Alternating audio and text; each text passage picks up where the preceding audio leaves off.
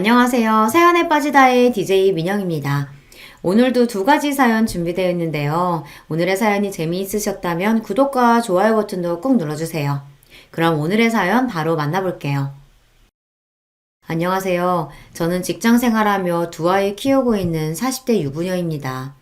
결혼하고 나서 줄곧 직장 생활과 육아를 병행하고 있어 몸이 10개라도 모자랄 만큼 바쁘게 살아왔어요. 그것만으로도 이미 제 생활에 다른 여유라고는 없이 할 일이 넘쳐나서 포화 상태였기 때문에 솔직히 그동안 친구 한번 마음 놓고 만나기도 쉽지 않았어요.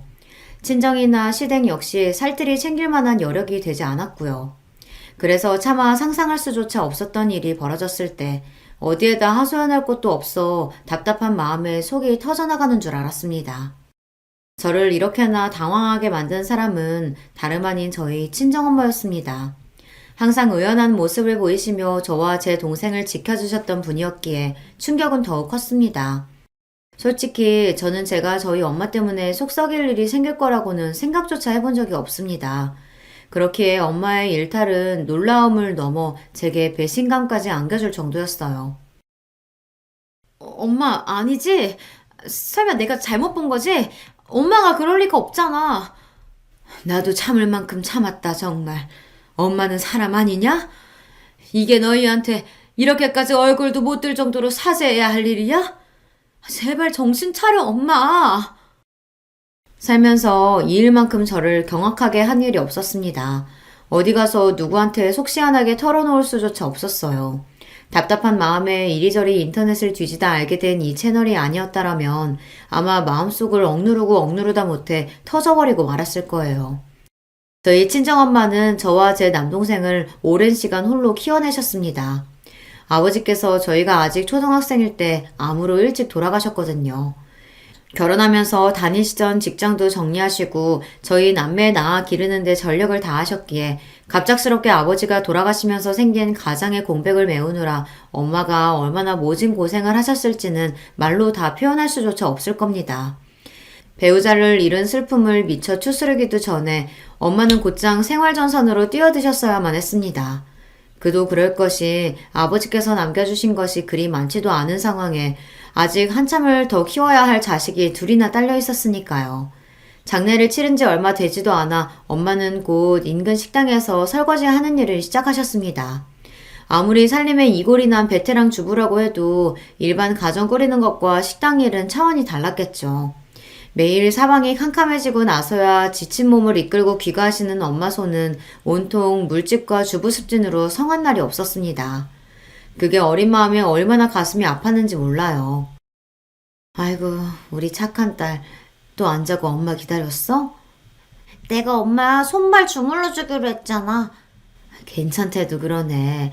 못생긴 엄마 손 주무르겠다고 우리 딸 고운 손 다 붓겠어. 안 못생겼어.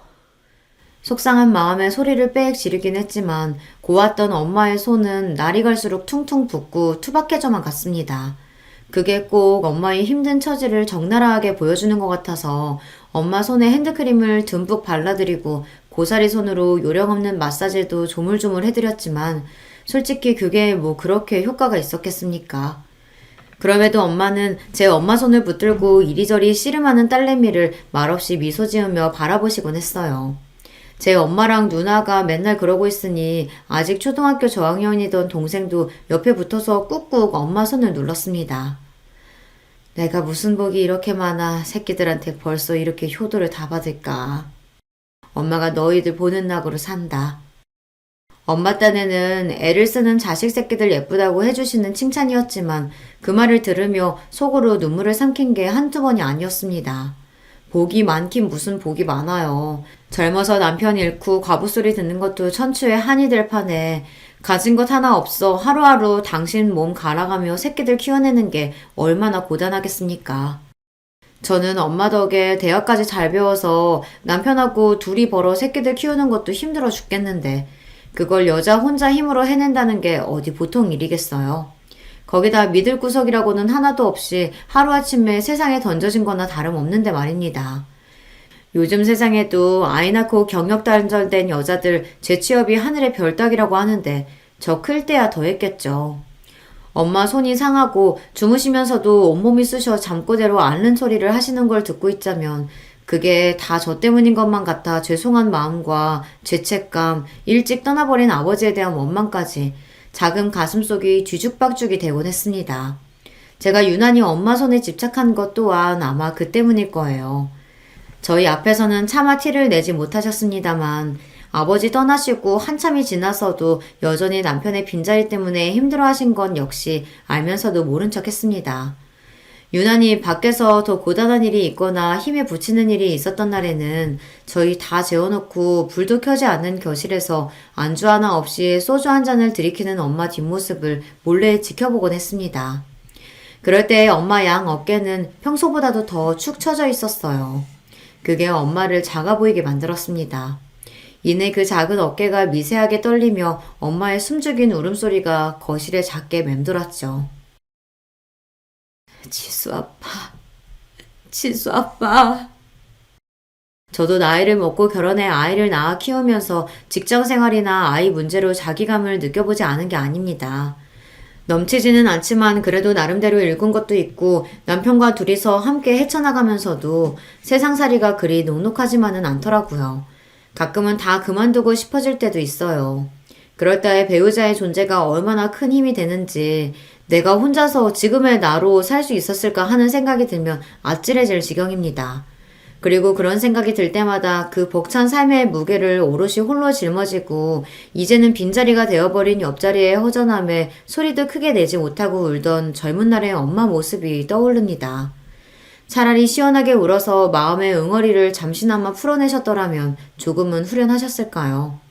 어린 자식 새끼들이 혹시나 당신 울음소리에 깰까 싶어 애써 울음을 삼키던 엄마 등을 토닥여줄 수 있다면 얼마나 좋을까. 지금도 힘든 날에는 그런 생각을 하곤 합니다. 가정 환경이 이렇다 보니 저나 제 동생이나 어떻게든 엄마를 기쁘게 해드리고 싶은 마음에 일찍 철이 든 편이에요. 저도 저지만 동생은 저보다도 더 어렸었는데 얼마나 엄마 손길이 그리웠겠어요. 그런데도 엄마가 일 나가시고 그 빈자리를 대신하는 누나 말 얌전히 잘 들으며 공부 열심히 하는 동생을 보면 기특하기도 하고 짠하기도 했습니다. 아마 엄마가 보는 저희 남매 모습 역시 크게 다르지는 않을 것 같아요. 어떻게든 저들끼리 얼른 커서 제 몫을 하겠다는 아이들이 대견하기도 너무 일찍 철이 들어버린 아직은 조그만 자식들이 애처롭기도 하셨겠죠. 집안 형편이 조금씩 피기 시작한 것은 식당 일을 그만두신 엄마가 새로이 보험 영업 일을 시작하면서부터였습니다. 평소에도 그리 강골은 아니셨던 엄마셨기에 몇 년 동안 식당 일을 하신 것 자체도 무리가 많이 되셨을 터였습니다. 엄마가 그렇게 버틸 수 있었던 것은 오로지 새끼들 먹여 살려야 한다는 절박한 마음에서 비롯된 거였겠죠. 그야말로 정신력으로 버티셨을 겁니다. 주변 사람들도 이런 사정을 모르는 게 아니다 보니 그런 엄마를 안타까워 하셨습니다. 보험 영업 일도 지인의 권유로 시작하게 되었거든요. 엄마가 원래부터 사교적인 성격이신 건 아니었는데 환경이 사람을 만든다는 게 아주 틀린 말은 아니었던지 보험 일을 하기 시작하면서부터 열심히 사람을 만나고 다니며 영업에 열을 올리셨습니다. 그 또한 무던히도 노력하신 끝에 얻어낸 성과셨겠죠. 엄마가 너만 하던 때는 하도 수줍음이 많아서 친구 사귀는 것도 참 어려웠는데 오죽하면 새학년 올라가면 새로 친구 사귀어야 하니까 학교 가기 싫을 정도였어. 그런 성격도 변하긴 하더라. 내가 저 사람 한 사람 더 다가가서 일 따내면 그걸로 내 새끼들 입에 뭐라도 하나 더 넣어줄 수 있다고 생각하니 사람이 못할 일이 없더라. 지금 생각하면 나도 내가 어떻게 그렇게 뻔뻔스럽게 굴었나 싶어서 신기할 지경이라니까. 저랑 제 동생 다 시집장가 보내고 이제 죽어도 여한이 없다며 기분 좋게 취하신 엄마가 해주신 말씀입니다. 엄마의 노고야 저희 남매 모두 잘 알고 늘 감사하는 마음이었으나 본인 입으로 직접 저런 말씀을 해주신 건 그때가 처음이었습니다. 엄마는 후련하게 말씀하시는데 그걸 듣는 저랑 제 동생은 마음이 너무 아려서 눈물을 참느라 입술을 꽉 깨물어야 했어요. 이제 각자 가정을 꾸릴 수 있을 만큼 자식들 다 장성했으니 더 이상 그런 고생은 하지 마시고 편하게 지낼 수 있도록 최선을 다하리라 다짐했습니다. 아마 남편과 처음에 쉽게 가까워질 수 있었던 것도 이런 제 성장 배경과 아주 연관이 없지는 않을 거예요. 남편도 저처럼 편부모 가정에서 자랐거든요. 다른 점이 있다면 제가 아빠를 일찍 여의고 홀어머니 밑에서 자랐다면 남편은 어머니가 일찍 돌아가셔서 시아버지께서 홀로 아들을 키우셨다는 겁니다. 나 하나 낳고 어머니가 내도록 아프셨어. 엄마에 대한 기억을 떠올리면 항상 아파서 누워 계셨던 것만 생각나서 사실 엄마랑은 별로 추억이 없어.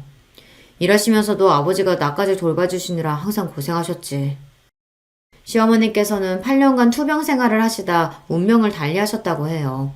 말이 8년이지 그게 보통 긴 세월인가요? 거의 10년이 다 되어 가는데 혼자서 돈 벌면서 아이 키우는 것도 쉽지 않은데 거기다 배우자의 간병까지 하셨던 시아버지셨습니다. 오죽하면 긴 병에 효자 없다는 말이 다 있겠습니까? 부모 자식 간에도 그러한데 부부 간에 그러기에 더욱 어려운 일이었겠죠. 요즘도 그렇지만 특히 남편이 아내 간병하는 건 그리 흔하지 않잖아요. 그럼에도 묵묵히 자신에게 주어진 모든 상황을 감내하고 받아들이신 시아버지셨습니다. 지금에서야 나도 어른이 되고 자식 낳아 키워보니까 그때 아버지 삶이 얼마나 고단하셨을까 싶어.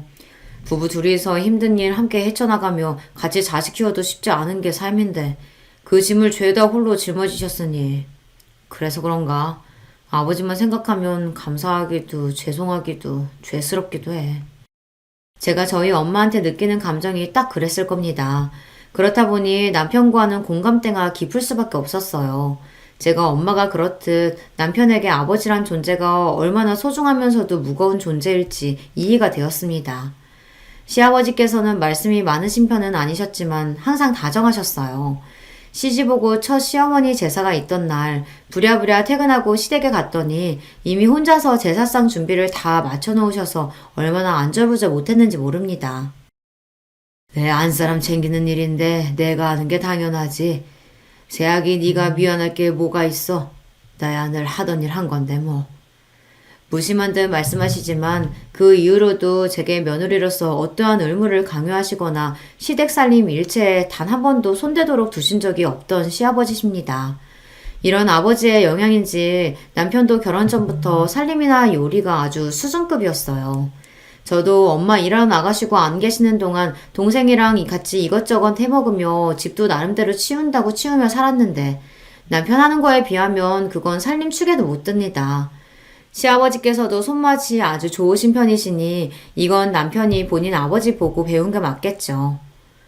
어릴 적부터 아버지가 살림하시는 걸 보고 자라서 그런가. 나한테는 그냥 당연한 일이야. 여자고 남자고를 떠나서 사람이 성인이 됐으면 자기 밥 정도는 당연히 알아서 차려 먹을 줄 알아야지. 그러니까 당신도 괜히 결혼했다고 연애할 때보다 뭘 더 하겠다느니 그런 부담 가질 필요 없어. 본인 아버지 닮아 다정한 말을 참 무심하게도 하는 남편이었습니다. 엄마가 저희 남매 키우면서 하도 고생을 하셔서 그런가 사실 결혼에 대한 두려움이 있었던 저였거든요. 아마 남편의 저런 다정한 성정이 아니었다면 애를 둘이나 낳을 엄두조차 내지 못했을 거예요. 결혼 전에는 저처럼 편부모 가정에서 자랐다는 소리에 다소 걱정을 하시던 저희 엄마도 남편이 저한테 하는 걸 보고는 그만 정을 듬뿍 줘버리고 말았습니다. 요새 남자들은 우리 딸랑은 다르다더니 아무리 그래도 그렇지 조서방 같은 남자가 다 있구나 싶다. 우리 딸이 엄마 닮아 남자 보는 눈이 있네. 흐뭇하게 말씀하시는 엄마를 보니 괜히 쑥스러워서 마음에도 없는 말이 튀어나오더라고요. 남자 보는 눈은 무슨 지금껏 우리 키운다고 그렇게 고생해놓고 그런 소리가 나와? 그거야 너희 아빠가 일찍 아파서 그랬던 거지. 너희 아빠도 타고난 성정은 다정한 사람이었어. 너희가 잘 기억을 못해서 그렇지. 너희 아기 때도 얼마나 물고 빨고 예뻐한 줄 알아? 나한테도 참 잘했고. 사람 병드는 걸 무슨 수로 미리 알았겠어. 너희 아빠 참 좋은 사람이었어, 지수야.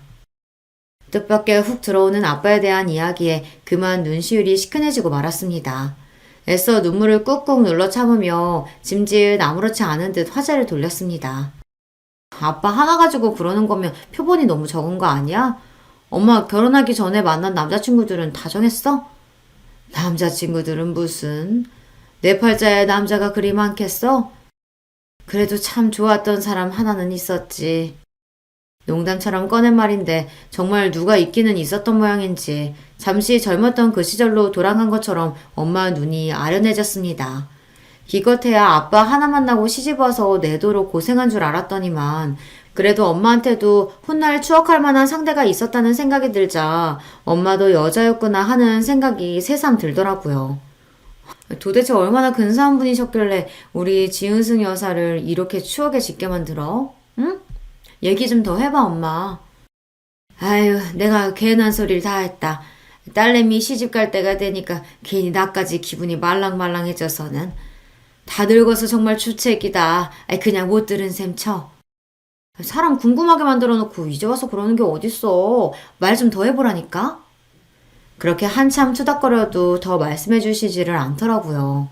엄마의 첫사랑 이야기라니 아빠가 엄마의 첫사랑이 아니었다는 것도 속으로 좀 놀라웠고 엄마한테도 감춰진 옛사랑이 있다고 생각하니 왠지 모르게 간지러운 기분이 들기도 했습니다. 결혼 전에 저도 시아버지께 이미 인사를 드린 바가 있었고 남편 역시 연애할 적부터 저희 엄마한테 참 살갑게 잘했어요.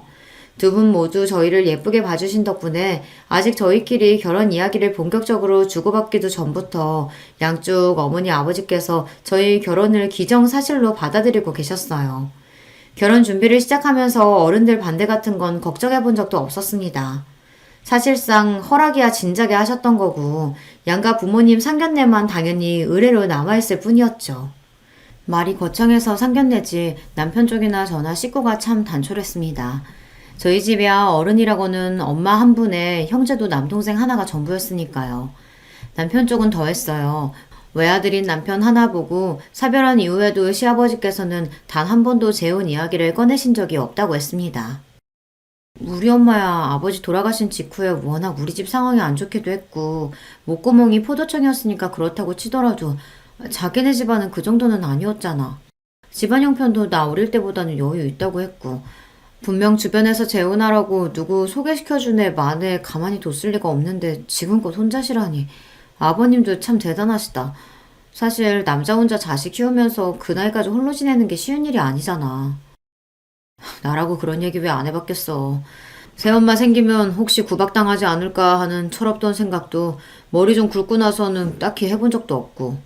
아무려면 우리 아버지 같은 사람이 재혼하면서 그런 것도 안 따지겠나 하는 믿음이 있었으니까. 그래서 내가 나도 이제 클 만큼 컸으니까 아버지도 연애 좀 하시고 좋은 아줌마 있으면 재혼도 하시랬더니 아버지가 뭐라고 하시는 줄 알아? 머리에 피도 안 마른 게 다 컸다는 소리는 잘도 한다면서 꿀밤 맞았어. 너 한참은 더 커야 한다고. 자기 재미 빼앗을 생각하지 말래. 당신은 이미 사랑은 질리도록 해봤으니 쥐뿔도 모르는 너나 무럭무럭 커서 장가 잘 갈 생각하라고. 와, 아버님이 어머님을 정말 많이 사랑하셨나 보다. 대단하신 아버님. 실은 나는 그건 잘 모르겠어. 내 기억 속의 두 분은 항상 아버지가 어머니 돌봐드리고 보살펴드리고 그런 것뿐이라서 두 분 사이에 애틋함이 남아있을까 싶기도 하고. 자기도 아버님 아프셨으니 이해하겠지만 간병이 쉬운 일도 아닌데 그걸 하루 이틀도 아니고 그 긴 시간 동안 했으니 어디 그게 사랑만으로만 가능하겠어? 그렇게 말씀은 안 하시겠지만 어느 정도 의무감도 있으셨겠지. 나는 지금이라도 좋은 분만 나타나시면 아버지 그만 혼자 계셨으면 좋겠어. 지금까지 혼자서 흘려보낸 아버지 청춘만 해도 너무 아깝잖아. 자식들이 옆에서 너무 부추겨도 민망해 하실지도 몰라. 우리 엄마도 딸내미 시집 가기 전에 엄마가 먼저 시집 가야 하는 거 아니냐고 하면 말도 안 하는 소리 한다고 아직도 얼마나 부끄러워 하시는데. 또 모르지. 자식들 보기 민망해서 차마 말씀은 안 하셨을지 몰라도 그동안 우리 모르게 연애도 하고 그러셨을지도. 글쎄, 우리 아버지가 과연 그러셨을려나. 그러니까 모를 일이라는 거지, 내 말은. 그렇게 말은 하면서도 저희 엄마가 저희 남매 모르게 어떤 모르는 아저씨와 데이트하는 상상은 잘 되지 않더라고요. 남편 역시 마찬가지인 것 같았습니다. 옆에 짝꿍이 없는 부모님 밑에서 자라다 보니 이런 상상도 하게 되고 기분이 이상했습니다. 어찌되었든 저희 엄마나 아버님이나 뒤늦게나마 좋으신 분 만나신다면 자식으로서 기꺼이 행복을 빌어드리리라는 마음만큼은 진심이었어요. 시간은 흘러 양가 상견례 날이 되었습니다. 앞서 말했듯 결혼 전 양가 인사라 상견례라는 표현을 쓰긴 했지만 사실상 서로 자식 잘 부탁드린다는 인사의 자리였어요. 저희 엄마는 남편을 이미 조서방이라고 부르고 계셨고 저는 시댁의 유일한 아가가 되었어요. 집안에 남자 어른이 없는 제 남동생을 남편이 친동생처럼 살뜰하게 챙겨주었기에 둘 역시 서로가 가족이라고 생각하고 허물없이 지내고 있었고요. 지수야, 엄마 진짜 괜찮니? 내가 신경 쓴다고 쓰긴 했는데 그동안 먹고 산다고 바빠서 워낙 꾸미고 살질 않아놔서 우리 딸 엄마 때문에 괜히 기죽으면 안 되는데. 무슨 소리야. 곧 시집갈 나보다 엄마가 훨씬 예쁘니까 쓸데없는 걱정하지 마세요. 제가 저희 집 개혼이다 보니 자식 보내는 모든 절차가 처음인 엄마셨어요. 게다가 이런 중대사를 함께 상의할 남편도 없이 혼자서 해결해 나가야 하다 보니 가뜩이나 신경이 많이 쓰이셨던 것 같습니다. 시아버지를 처음 뵈러 나가는 자리가 꼭 본인 결혼 전 상견례에 나가는 것처럼 긴장하신 엄마셨어요. 정작 결혼 당사자인 저는 그 정도로 긴장하지 않았었거든요. 되려 제가 엄마 긴장을 풀어드려야 했어요. 그만큼 제 시아버지 되실 분한테 좋은 인상을 남기고 싶으셨던 거겠죠. 결국 그게 다 딸 자식 잘 봐달라는 친정엄마의 애틋한 마음이라는 걸 알고 보니 그런 엄마 모습도 뭉클하더라고요. 우리 아버님 얼마나 점잖으시고 좋은 분이신데 분명 두 분 서로 마음에 들어 하실걸? 내가 보기엔 엄마나 아버님이나 결이 같은 사람들 같아. 그렇게 확신하며 상견례 장소로 엄마와 함께 들어섰어요. 약속 장소에는 이미 남편과 시아버지께서 도착해 계셨습니다. 저를 보고 평소와 같은 부드러운 미소를 짓던 시아버지께서 제 뒤에 함께 들어오시던 저희 엄마를 보고 순간 멈칫하셨습니다. 뒤돌아보니 엄마 역시 시아버지 얼굴을 보고 순간 당혹스러워하시는 기색이었어요. 혹시 두 분이 일면식이 있으신 사이인가 싶어 다시 두 분을 휙 돌아보자 언제 그랬냐는 듯 두 분 표정이 다시금 평정을 찾으셨습니다. 내가 괜히 예민하게 받아들인 건가? 하긴 아까 여기 문 열고 들어오기 전까지 상견례에 대한 긴장감을 감추지 못하시던 엄마를 떠올리니 순간 긴장하셔서 그러셨나 보다 하고 대수롭지 않게 그 묘한 기시감을 넘겨버렸습니다. 상견례 분위기는 아주 좋았어요. 이미 피차 서로 가정사에 대해서는 알아야 할 건 모두 다 알고 있었고 이미 결혼 준비도 본격적으로 시작되었어요. 이 자리는 장차 사돈이 될 두 분 어른들의 안면을 익혀두는 데 의의를 둔 자리였어요. 그러니까 친목자리나 다름없었죠. 아버님 여기 음식 참 괜찮죠? 지난 엄마 생신 때 가족들이랑 함께 왔던 곳인데 너무 괜찮길래 아버님도 꼭 모시고 싶었어요. 그래 고맙다. 음식이 아주 내 입맛에 맞는구나. 네가 신경 많이 썼겠다. 아버님 여기 관자도 참 맛있어요. 저번에 먹어본 관자가 맛있었던 기억이 나서 시아버지 앞으로 밀어드리려는데 옆에 앉아 계시던 엄마가 관자가 든 접시를 슬쩍 밀고서는 섭산적이 든 접시를 시아버지 앞쪽으로 밀어드렸습니다. 의아함에 엄마를 쳐다보자 아차 싶으셨는지 엄마가 그러시더라고요. 저번에 보니까 이 집이 섭산적을 참 잘하길래 드셔보시라고. 와, 벌써부터 아버지가 저보다 인기가 좋네요. 남편의 너스레에 부드럽게 넘어갔지만 엄마 행동이 조금 이상하게 느껴졌습니다. 그렇게 상견례 잘 치르고 나와서 엄마한테 참았던 궁금증을 풀어놓았어요. 엄마, 혹시 전에 아버님 뵌 적 있어?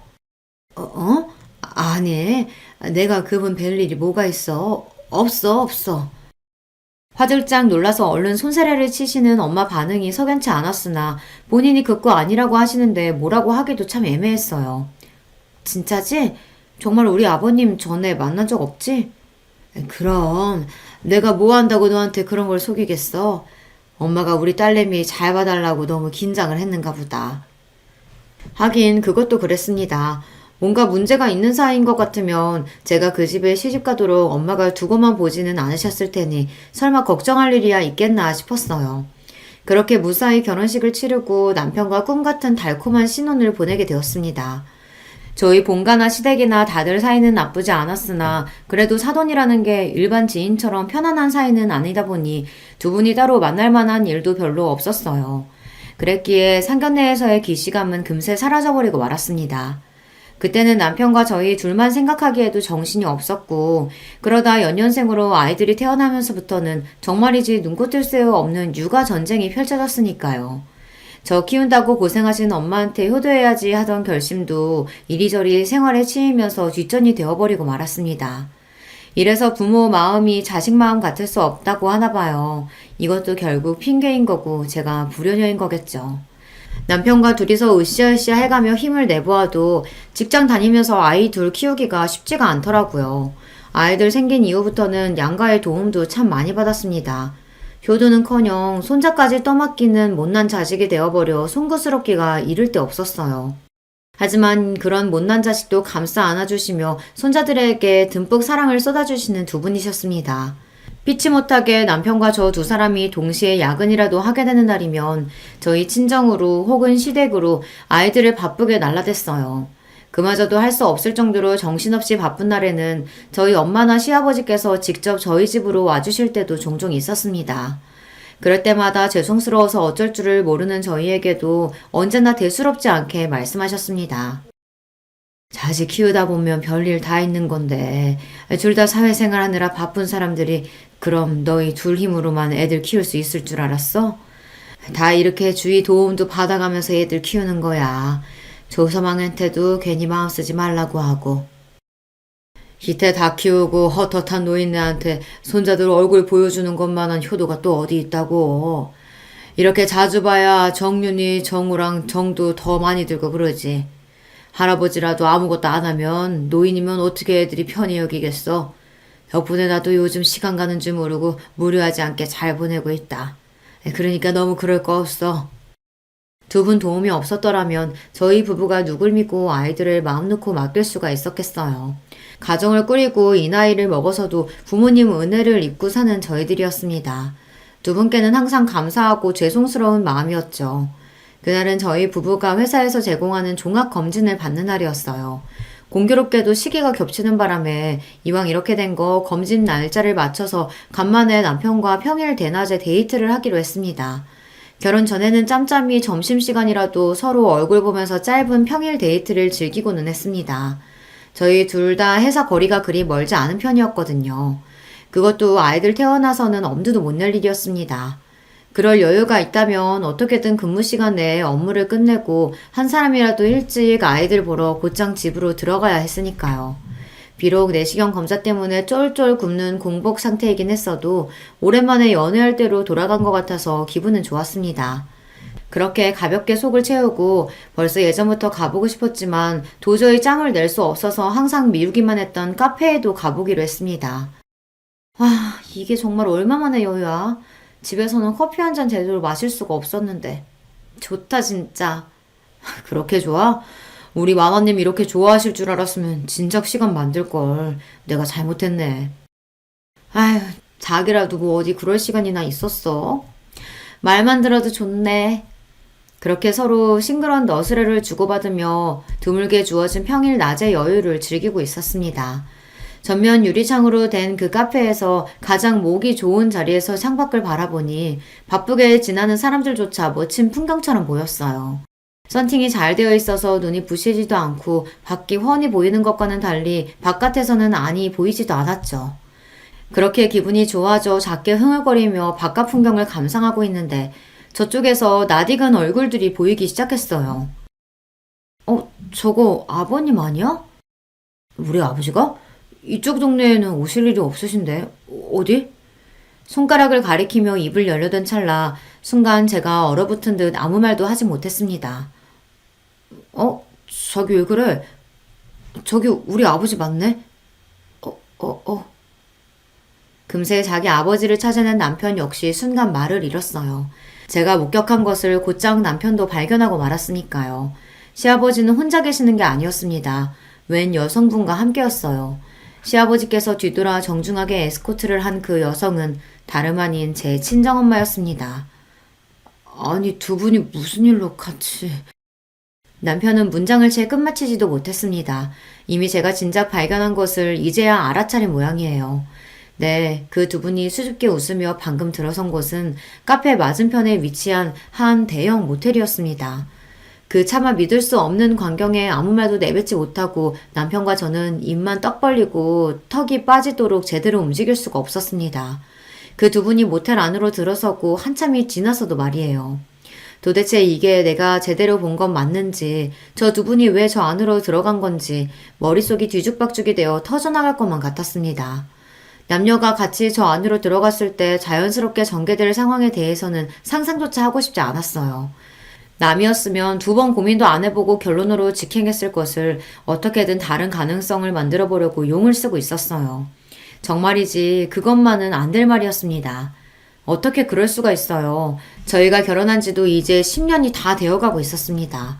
도대체 저 두 분이 언제부터 저런 관계였던 건지, 자식들이 서로 결혼해서 손자들까지 봤는데 어떻게 저럴 수가 있는 건지 생각하면 할수록 더 미쳐버릴 것만 같았죠. 남편도 차마 입을 떼지 못하고 있었습니다. 어떻게 쉽게 입을 열 수 있겠어요. 그렇게 말을 고르고 고르다가 결국 그 두 사람에 대한 배신감에 제 인내심이 폭발하고 말았습니다. 어떻게 저럴 수가 있어? 어떻게? 여보, 일단 좀 진정하고. 당신 너무 흥분했어. 내가 지금 흥분 안 하게 생겼어? 내 앞에서 지금 무슨 일이 벌어졌는데? 알아, 나도 알아. 일단 집으로 가서 얘기하자, 어? 주변에 사람이 있든지 말든지 격한 감정을 주체하지 못하는 저를 남편이 간신히 달래서 겨우 집으로 왔습니다. 집으로 오는 내내 흥분을 가라앉히지 못해서 저도 모르게 숨소리가 쌕쌕 새어나갔습니다. 남편도 놀란 가슴 부여잡기는 마찬가지였겠지만 제가 거의 이성을 놓을 듯 흥분한 걸 보고는 무슨 일이라도 날까 싶어 조마조마했어요.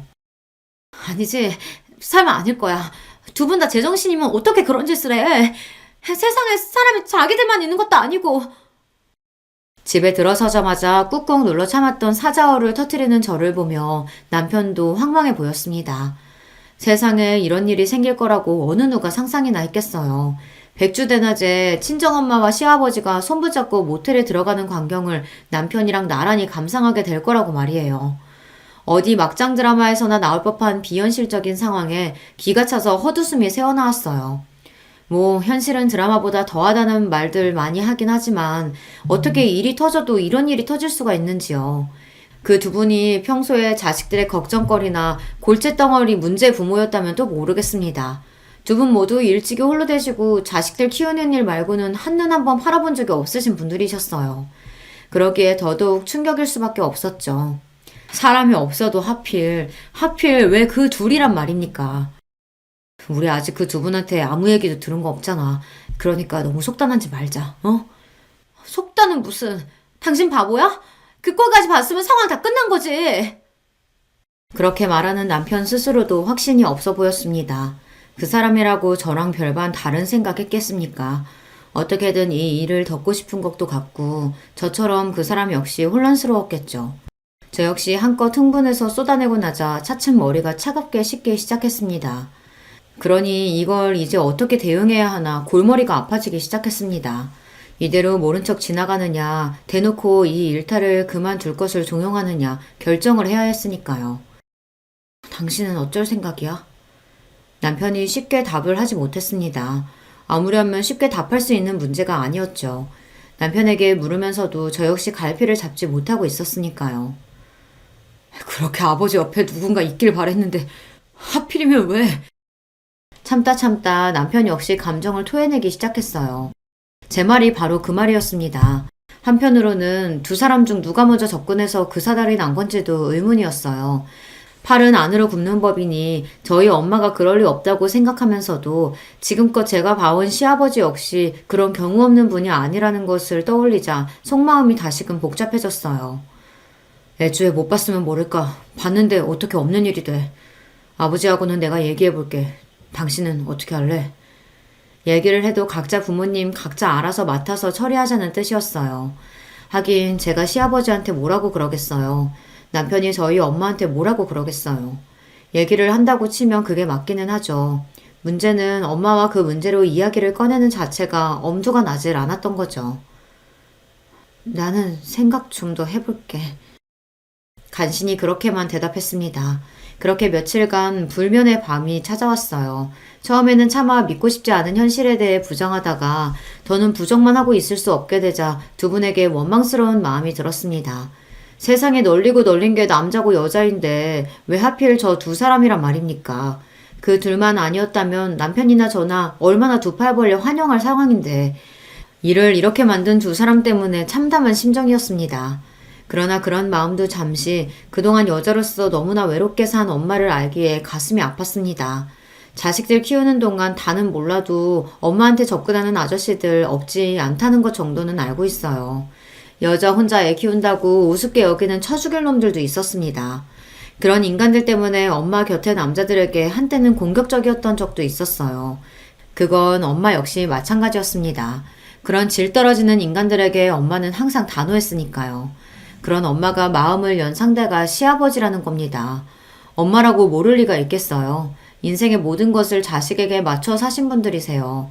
자식들 생각하면 안 될 일이란 걸 누구보다 잘 아시는 분이 그러셨을 때는 그만큼 마음이 깊다는 뜻이겠죠. 사실 그게 더 걱정이었습니다. 차라리 가볍게 스쳐 지나가는 바람이었다면 이렇게까지 걱정할 일은 아니었을지도 모르죠. 하지만 저희 엄마도 시아버지도 쉽게 마음 내주실 만한 분들이 아니셨어요. 모르긴 해도 그 두 분 사이가 여간 깊지 않을 거라는 생각에 가슴께가 꽉 막히는 기분이었습니다. 여기까지 결론을 내고 보니 모른 척하고 지나가려고 해도 그럴 수 있는 일이 아니라는 걸 깨달았죠. 결국 무거운 마음으로 엄마와 대면하게 되었습니다.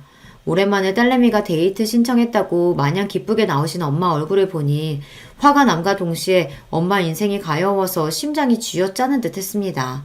저는 화내지 않으려 애써 마음을 가라앉히고 차분하게 물어봤어요. 엄마, 요새 만나는 사람 있어? 어? 엄마가 눈에 띄게 당황하기 시작했습니다. 찔리는 구석이 있으니 더 그랬겠죠. 흥분하지 말자 속으로 다시 다짐하며 본론을 꺼냈어요. 그게 우리 아버님이야? 엄마 표정이 새파랗게 질려버렸습니다. 찻잔을 쥔 손이 덜덜 떨렸어요. 제 눈도 마주치지 못하는 걸 보자 이렇게 자식 앞에서 죄인처럼 굴 거면서 어쩌자고 그런 일을 벌였나 싶어 순간 화가 치밀어 올랐습니다. 엄마가 어떻게 그럴 수가 있어? 다른 사람도 아니고 우리 아버님이랑! 거기까지 소리를 치다 순간 누가 들을까 싶어 말문이 확 막혔습니다. 그래요. 남들이 들을까 무서운 얘기였어요. 그러자 엄마가 차마 소리도 내지 못하고 눈물을 뚝뚝 떨구기 시작했습니다. 엄마의 눈물까지 보게 되자 가슴이 정말 미어지는 듯 했습니다. 엄마, 대체 왜 하필이면 우리 아버님이야? 언제부터 그랬던 거야? 아니, 더 얘기할 거 없어. 정리해. 정리해야 하는 거 엄마도 알지? 나랑 그 사람은 물론이고 대체 우리 정윤이 정우 어떻게 보려고 그런 짓을 해? 나라고 그러려고 그랬겠어? 엄마도 정말로 안 그러려고 했어. 정말이야. 겨우 그 말씀만을 하시고 눈물을 주체하지 못하는 엄마셨어요. 짐작은 했지만 이미 시아버지와 보통 깊은 사이가 아닌 듯 했습니다. 대체 이 일을 어떻게 해야 하나 눈앞이 깜깜했습니다. 그렇게 한참을 울고 나서야 겨우 엄마 울음이 잦아들었어요.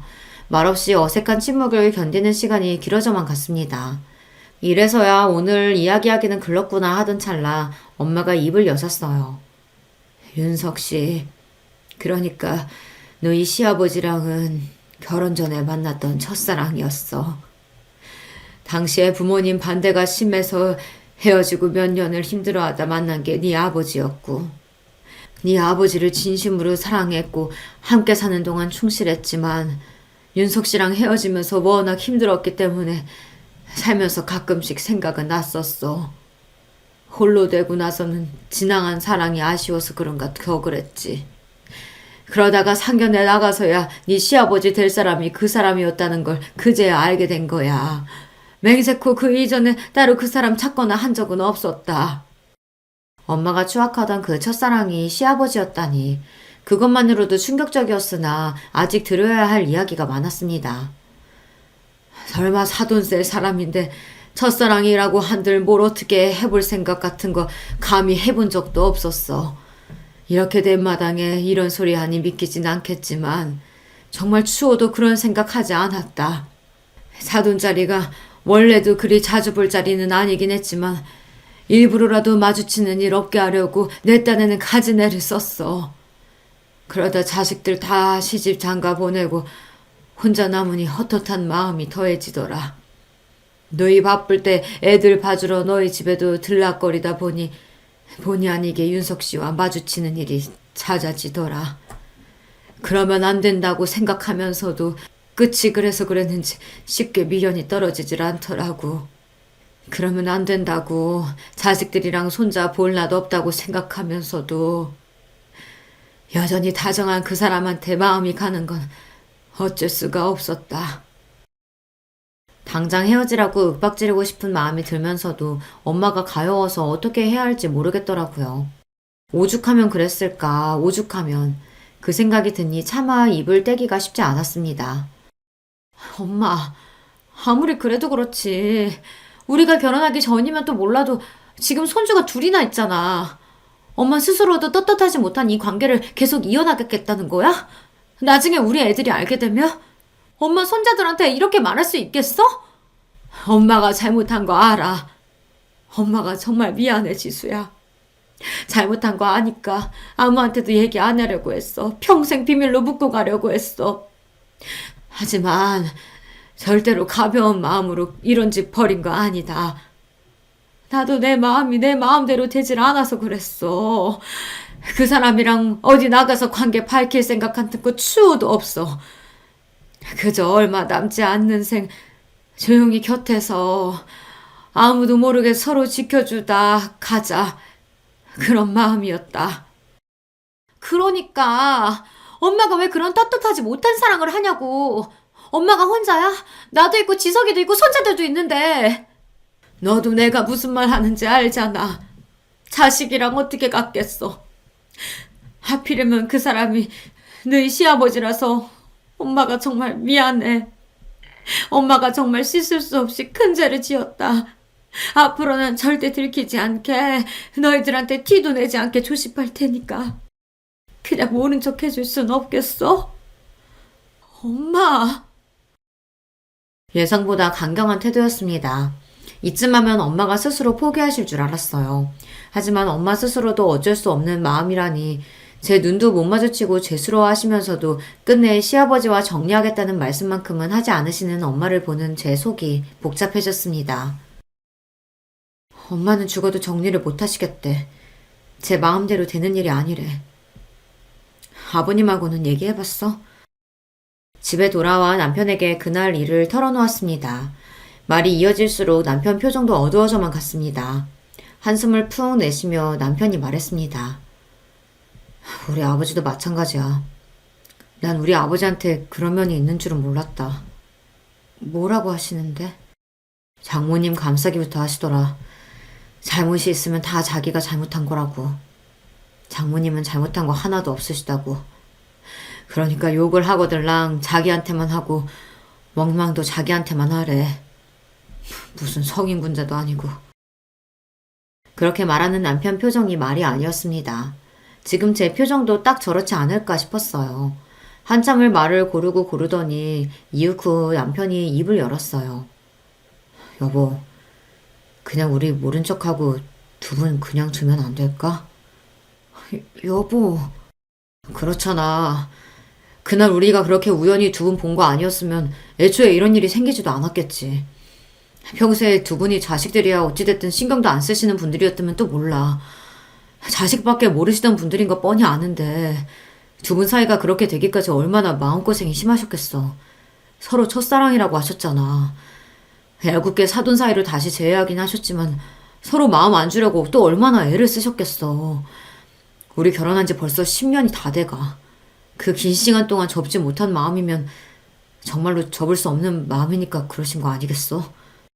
두 분이 당장 결혼을 하신다는 것도 아니고 앞으로 그러실 분들도 아니고. 그러니까 설득을 하라고 보내놨더니 당신이 설득돼서 오면 어떡해. 당장 결혼을 하실지 말지 그걸 어떻게 알아? 저 두 분 만날 거라고는 어디 상상이나 했어? 제 말에 남편 말문이 딱 막혔습니다. 저라고 어디 저희 엄마한테 상처 주는 말 하고 싶었겠어요. 하지만 이게 사회적 통념이었어요. 이번에야 우리 둘한테 들켜서 그나마 집안 문제로 넘어갔지. 혹시 두 분이 사돈인 걸 아는 다른 사람들이 보기라도 했으면 어떻게 됐겠습니까? 두 분의 지난한 역사야 알 바 아닌 타인들의 눈에 그 두 분이 어찌 비칠지 상상만 해도 아찔했어요. 그 시선에 또다시 다치게 되실 엄마를 생각하니 더더욱 그랬습니다. 제가 겨우 저희들 생각만 해서 그런 모진 말을 했겠어요. 이 관계는 누구보다 엄마 스스로에게 위험한 관계였어요. 고민 끝에 결국 시댁으로 시아버지를 찾아가게 되었습니다. 두 분 관계를 알게 된 이후에 처음 걸음하는 거였어요. 그만큼 시아버지 얼굴을 뵙기가 쉽지 않더라고요. 시아버지 역시 마찬가지였겠죠. 엄마와 마찬가지로 죄인처럼 제 얼굴을 제대로 찾아보지도 못하는 시아버지를 보니 마음이 배로 무거워졌습니다. 네가 얼마나 황당하고 황당한 마음일지 내가 짐작조차 할 수가 없구나. 너나 우리 희태에게는 정말 입이 10개라도 할 말이 없다. 아버님, 정말 다시 생각하실 순 없으시겠어요? 네가 뭘 걱정하는 줄 안다. 우리도 그날 이후로 따로 안 보고 연락만 주고받고 있어. 너희들을 허락받고 만난 건 아니었지만 모르면 몰라도 너희가 알고 있는데 너희 허락받지 않고 만나는 건 정말 너희를 기만하는 것 같아서. 애초에 암만 하셨다면 기만이 아니었을 텐데 이제 와서 고지식하게 저희 허락만을 간절히 바라시는 것 또한 딱 두 분 같으셨어요. 인정하기 싫지만 두 분이 마음으로 이어져 있다는 걸 인정하지 않을 수가 없었습니다. 나도 그렇지만 은숙 씨도 지금까지 살아온 인생이 녹록지 않다는 거 너도 잘 알고 있지 않니? 우리는 크게 뭘 바라는 게 아니야. 이 나이에 감히 살림 합친다는 그런 말도 안 되는 생각 해본 적도 없다. 그저 더는 옆이 외롭지 않게 남들에게 티내지 않고 가는 날까지 서로 의지하면서 살도록 도와줄 수는 없겠니? 이쯤 되니 저도 그만 설득할 의욕을 상실하고 말았습니다. 네, 사회적으로 쉽게 용인될 만한 일이 아니라는 건 누구보다 잘 압니다. 그렇다고 어린아이들도 아니고 이제 인생의 황혼기에 접어든 두 분을 어디 강제로 묶어놓을 수도 없고 제가 떼어놓는다고 해도 결국은 돌고 돌아서 서로 만날 분들이라면 애초에 제가 어떻게 손을 쓸 수 있는 일도 아니지 않습니까? 무엇보다 시아버지는 제가 그동안 보았던 제 엄마한테 관심을 표하던 그 어떤 사람보다도 제 엄마를 소중하게 여기며 정중히 말씀하고 계셨어요. 엄마 인생에 마음에 둔 남자로부터 은숙 씨라는 이름이 불려본 것이 얼마만일까 생각하니 자식으로서는 한사코 말리고 싶으면서도 같은 여자로서는 그런 엄마 마음이 이해가 가지 않는 것도 아니었습니다. 결국 저는 두 분께 백기를 들고 말았어요. 나도 이제 몰라. 엄마 마음대로 해. 단 저번처럼 누구한테 들키거나 하면 그걸로 끝인 거야. 재혼이라도 하려고 치면 그땐 엄마 딸 죽는 날이니까 꿈도 꾸지 말고. 재혼이라니 그런 말도 안 되는 생각 해본 적도 없어. 엄마 정말 죽은 듯 티도 내지 않고 정말 조용하게 아무도 모르게 할게. 네가 이 정도까지 봐주는 게 내 입장에서 얼마나 큰 마음 먹었는지 안다. 네가 걱정하는 일 생기지 않도록 절대 실망시키지 않을게. 약속할게. 됐어. 제발 상처만 받지 마. 나 엄마한테 바라는 거 그거밖에 없어. 그렇게 엄마랑 얼싸안고 한참을 울었습니다. 세상 사람이 뭐라고 하든 저한테 제일 중요한 건 저희 엄마 행복뿐이었습니다. 딸이 되어 더 일찍 그걸 빌지 않는 게 미안했어요. 그저 두 분이 서로 상처가 되지 않고 남은 생에 위로가 되어주시길 바라고 또 바랬습니다. 그리하여 두 분은 여전히 아무도 모르게 조용한 만남을 이어가고 계십니다. 결론이 너무 싱거운가요? 하지만 인생이 너무 극적인 것도 당사자들에게는 피곤한 일이잖아요. 무엇보다 저는 제 엄마의 인생이 드라마틱해지는 게 지금의 가장 큰 두려움이에요. 그러니 앞으로도 그런 일은 없었으면 싶어요. 저희 부부 앞에서는 자제하시지만 저희에게 들킨 후로 두 분은 오히려 후련해 보이십니다.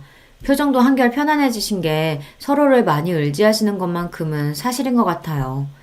어디에도 털어놓지 못한 이야기 덜어내니 제 마음도 좀 가벼워지네요. 긴 이야기 들어주셔서 감사합니다. 안녕하세요. 갑자기 문득 제 인생 이야기를 혹시 사연으로 적어본다면 조금은 특별하게 보이지 않을까 싶어지더라고요. 제가 애정을 보내는 이 채널에 그렇게 제 사연을 신청하게 되었습니다. 저에게는 5살 아래의 여동생이 있어요. 아빠, 엄마, 저, 여동생 이렇게 단란한 네 가족의 모습이 제가 기억하는 가장 오래된 제 인생의 장면입니다. 하지만 저희 가족에게는 큰 비밀이 숨겨져 있었어요. 사실 저와 여동생이 이부자매였던 것입니다. 이 엄청난 사실이 가장 처음 어떻게 밝혀졌었는지는 모르겠는데요. 다만 부모님께서 술김에 싸우시다가 하시는 소리를 제가 들었었죠. 이 망할 여편네 같으니라고. 내가 이럴 줄 알았어. 진작 수상하다고 생각을 했었지. 서윤이가 내 딸이 아니라는 생각 내가 진작부터 하고 있었다고! 언제는 서윤이가 세상에서 제일 예쁘다면서? 첫째보다 둘째가 더 귀엽고 사랑스럽다고 할 때는 언제고 이제는 서윤이를 아예 모른 척하려고 해? 당신 입으로 서윤이를 평생 끼고 살겠다고 했었잖아. 당신 미쳤어? 그건 서윤이가 내 딸이 아닌 걸 몰랐을 때의 이야기지. 당연히 지금은 꼴도 보기 싫고 내 눈앞에서 사라졌으면 좋겠어. 당신도 마찬가지야. 둘이 함께 사라져. 나는 우리 첫째, 내 딸 서영이만 있어도 상관없으니까. 욕설이 오가는 험악한 상황 속에서 저는 남몰래 입을 틀어막았습니다. 아빠는 제 여동생 서윤이가 당신의 딸이 아니라는 것에 분노하시며 욕을 늘어놓고 계신 거였어요. 그날 옅게 된 대화 속에서 얼핏 추측을 해낸 것은 서윤이가 엄마와 친분을 유지하며 지내시던 어떤 아저씨의 핏줄이라는 것이었습니다. 저도 그 아저씨를 잘 알지는 못했지만 얼굴 정도는 알고 있었죠. 충격적이었어요. 이런 말을 하면 너무 적나라한 것 같지만 서윤이는 저희 가족들 사이에서 혼자 외모가 튀긴 했었어요. 어린 나이에도 코가 오똑했죠. 하얗고 결이 좋은 피부나 웃을 때 입술이 들리는 모양은 엄마와 아주 닮았으나 아빠하고는 조금 더 닮은 구석이 없는 자식이 바로 서윤이였습니다. 당연하리만치 함께 동네를 누비면 저희를 잘 모르는 이웃들은 자매인 걸 전혀 눈치 못 챘어요. 그 정도로 안 닮은 자매였죠. 하필 저도 여동생도 각자 친탁을 한 외모였기 때문입니다. 서윤이의 출생의 비밀이 밝혀진 이후 파국으로 치닫고 말았어요. 부모님께서는 결국 이혼을 하셨습니다. 그리고 두 분 다 저희 자매를 책임지지 않으셨어요. 저는 현실을 믿을 수가 없었네요. 아빠, 저 다 알아요. 서윤이는 아빠 딸 아니고 저만 진짜 아빠 딸 맞잖아요. 근데 왜 저까지 버리시는 거예요? 아빠, 저만 있으면 된다고 하셨었잖아요. 저는 울면서 아빠에게 매달렸지만 소용이 없었죠. 그 과정에서 제 여동생 서윤이도 자신의 비밀을 알게 되었습니다. 그런 것을 이해하고 받아들이기에는 너무 어린 나이였는데 하지만 저 역시 어렸기에 여동생을 배려할 생각조차 당시에는 못했었던 것 같아요. 부모님 두 분 모두 저희를 고아원에 버리고 각자의 인생을 살기도 하신 것을 알고는 제가 엄마의 바지가랑이를 잡고 매달려도 봤었습니다. 엄마, 서윤이가 예쁘게 생겼다고, 커서 큰일 날 것 같다고, 탤런트 시켜도 좋을 것 같다고 맨날 그런 말씀하셨었잖아요. 그런데 왜 버리고 가세요? 대체 왜 엄마와 아빠 모두 저희를 버리시는 건데요? 서영아, 이거 놔. 너희를 사랑하지만 없는 형편을 감수하면서 책임지고 키울 정도로 사랑하는 건 아니야. 나는 지칠 대로 지쳤어. 이제 내 인생을 새로 살고 싶어. 너도 크고 나면 나를 어느 정도 이해해줄 거라고 믿을게. 알아서 잘 살아라. 너무나도 큰 상처가 되었습니다. 저희 자매는 졸지에 고아가 되었어요. 친척들은 가뜩이나 왕래가 없었지만 이제는 아예 연락들을 싹 끊고 돌아선 지 오래였습니다. 저희 자매에게는 아무도 없었어요. 고아원의 생활이 시작되었고 서윤이는 은근히 괴롭힘을 당했어요. 얼굴이 예쁘장해서 눈에 띄었는데 고아원 아이들이 시기 질투를 한 거였죠. 그럴 때마다 서윤이는 저에게 달려왔고 저를 의지했습니다. 처음에는 그게 귀찮고 싫었어요. 부모님께서 이혼을 하신 것이 고아원 생활을 하게 된 것이 모두 다 서윤이 탓인 것만 같아서 어린 마음에 화가 풀리지 않았습니다. 하지만 서윤이가 제가 자기 목숨줄이라도 되는 것 마냥 간절하게 저를 붙잡고 의지하는 모습을 보며 서서히 마음을 고쳐먹었어요. 그 이후로는 제가 서윤이를 지키는 방패가 되었죠. 그건 저에게도 잘된 일이었습니다. 왜냐하면 덕분에 제가 버틸 수 있었거든요. 어린 여동생을 든든하게 지켜주는 것, 이런 의무감을 가지니까 목표의식이 생겨서 하루하루를 살아갈 수 있었어요. 학교에서는 제가 딱히 말을 한 적도 없건만 제가 고아원 생활을 하고 있다는 것을 모두가 알았습니다. 저는 왕따였어요. 고아원에서 산다는 이유로 왕따가 되었고 선생님들께도 외면을 받았습니다. 어떤 선생님 한 분은 저를 두고 부모 없는 애는 신경 안 써도 된다는 식으로 말씀을 하시기도 했었죠. 정말 무식하고 저급한 시절이었던 것 같네요. 어린애가 받을 상처 따위는 신경 안 쓰는 나쁜 어른들 때문에 저는 더욱 고립되었고 서러워서 미치는 줄 알았어요. 남들 다 있는 부모가 왜 저한테만 없어서 이런 시련을 겪어야 하는지 이해할 수가 없었죠. 그런 외로운 생활 가운데 고아원에서 서윤이를 지키며 든든한 버팀목이 되어주는 제 역할은 일상을 지나게 하는 원동력이었을지도 모릅니다. 하지만 예기치 못한 변수가 저의 자매를 기다리고 있었어요. 어느 날 서윤이가 입양을 가게 된 거예요.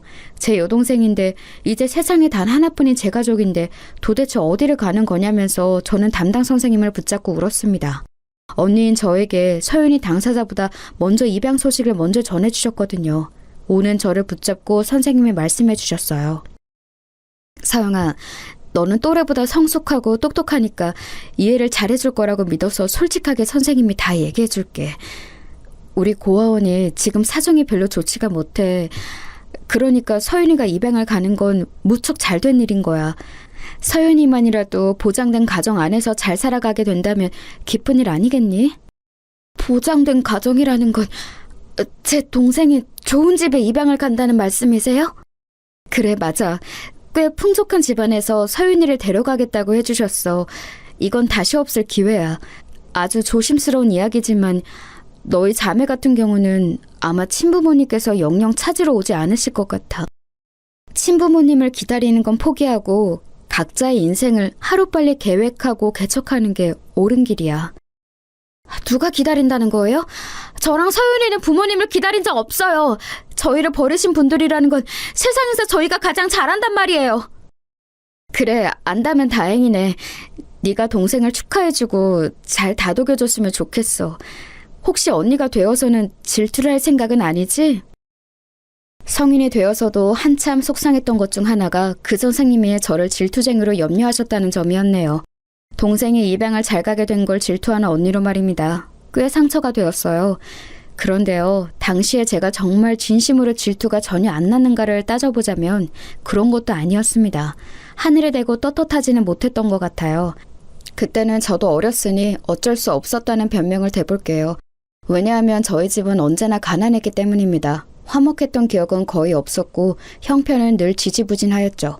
그랬건만 제 여동생이 좋은 환경의 가정을 만나서 잘 살아가게 될 거라는 것이 부러웠고 배가 좀 아팠죠. 저는 아무도 몰래 원장님을 따로 찾아가서 간청을 했었어요.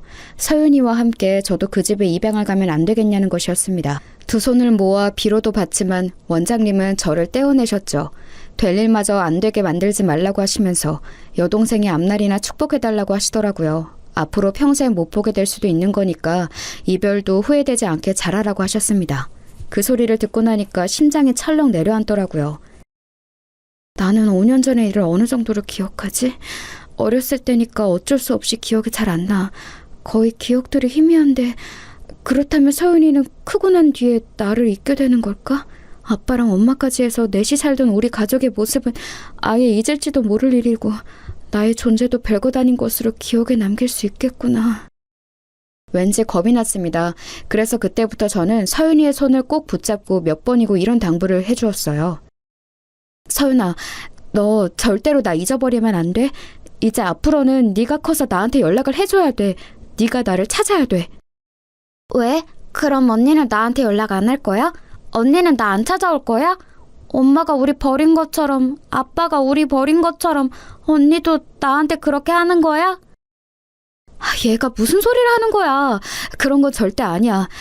그냥 너하고 이제 헤어지면 우리가 만날 길이 어려워지니까 그러는 거야. 나는 너를 찾을 수 없으니까 네가 나를 찾는 수밖에 없어.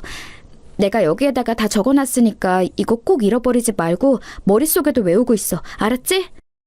저는 최고로 아끼는 예쁜 노란 색감의 색종이에다가 너무 아끼는 나머지 필통에서 꺼내지도 못했던 사인펜으로 제 이름과 생일과 고아원 주소를 적었어요. 부모님의 성함도 적었었네요. 그런 것들을 줄줄이 적은 걸 서윤이에게 건네주었는데 제법 의연한 얼굴로 알겠다고 하더군요. 그 모습에 안심이 되면서도 섭섭했습니다. 야, 이 바보야. 가기 싫다고 그래야지. 언니하고 떨어지기 싫다고. 입양 가기 싫다고 그래야지. 너는 진짜 세상에서 제일 바보인 동생이야. 너 이제 내 동생 하지 마. 아니야, 언니. 나 언니하고 떨어지기 싫어. 떠나기 싫어. 계속 언니 동생하고 싶어. 아빠가 나는 가짜 딸이라고 그랬으니까 언니가 나 귀찮아서 멀리 보내버리는 줄 알았어. 나를 진짜 동생이라고 생각해주지 않는 줄 알았어. 그때 서윤이가 눈물 콧물을 다 흘리면서 저에게 말했고 저 역시 엉엉 울기 시작했습니다. 저도 어렸던 때인데 서윤이는 얼마나 더 어렸을까요? 그 어리대 어린 아이의 입에서 그런 말들이 나왔다는 게 지금 생각해도 제 가슴을 아프게 울립니다. 서윤이를 붙잡고 숨이 넘어가도록 울던 그때 제 가슴 안에서 질투 같은 얄팍한 감정들은 모두 눈물과 함께 녹아내렸어요. 오로지 여동생의 안녕을 바라는 언니의 절절한 심정이 되어 있었지요. 그날에 깨우쳤던 것 같아요. 사실 저희 자매는 고아원에 버려지기 이전부터 서로에게 서로뿐이었다는 것을 말이죠. 애틋하게 서로의 손을 꼭 붙잡은 채 입양날까지 얼마 남지 않은 짧은 기간을 소중히 보냈어요. 씩씩하게 굴던 서윤이는 막상 입양 가는 날이 되자 저에게 매달려 다시 울음을 터뜨렸습니다. 왜 저와 떨어져야 하는지 모르겠다고 했어요. 선생님들이 곤란해하실 정도로 서윤이가 정신을 못 차리고 울자 저는 구석으로 서윤이를 데리고 가서 또박또박하게 전해주었습니다. 울지 마, 뚜! 앞으로 이렇게 울면 안 돼. 그러면 네가 그 집에서 미움받을지도 몰라. 또 버림받는 건 슬프잖아. 그렇게 되면 안 돼. 알았지? 서윤이 너는 내 동생이지만 정말로 예쁘게 생겼어. 그러니까 예쁨 받을 수 있을 거야. 정신 똑바로 차리고 잘 살아야 돼. 언니, 우리는 왜 가족이 다 따로 살아야 돼? 같이 살면 안 되는 거야? 엄마, 아빠하고 다 같이 사는 애들은 왜 그런 거고 우리를 왜 이런 거야? 우리가 함께하면 좋겠지만 그럴 수 없어, 서윤아. 학교에서 언니 반에는 이름도 얼굴도 예쁜 장미라는 애가 있어. 근데 성도 백이다? 백장미야. 이름 정말 예쁘지? 걔는 집도 잘 사는 모양이야. 가방도 옷도 빛이 나거든. 머리띠는 맨날 새 걸로 쓰고 와. 우와, 공주님 같은 언니인가 보다. 다들 그 언니를 좋아할 것 같아. 맞아. 친구들도 선생님들도 걔를 좋아해. 그런데 언니 반에는 이름도 촌스러운 김숙자가 있어. 걔는 고아원에 사는 나보다도 못해. 머리도 제대로 못 감은 때가 많고 옷은 구멍 난 곳이 거의 그대로야. 선생님은 김숙자보다 백장미를 예뻐하셔. 어제도 학교에서 둘이 똑같이 교과 제창을 잘했을 때도 백장미에게만 박수를 치라고 하셨어. 김숙자에게는 그냥 자리에 앉으라 하셨지. 못됐어. 선생님 나빴어. 둘이 잘했으면 둘이 똑같이 칭찬받아야 맞는 거야. 그치?